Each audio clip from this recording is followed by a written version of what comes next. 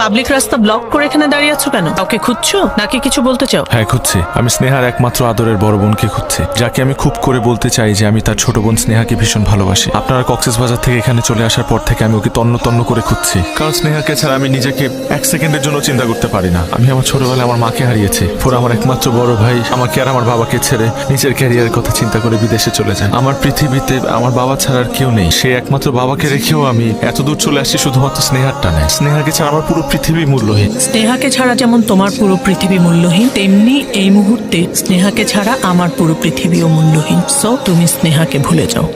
ভুলে যাব?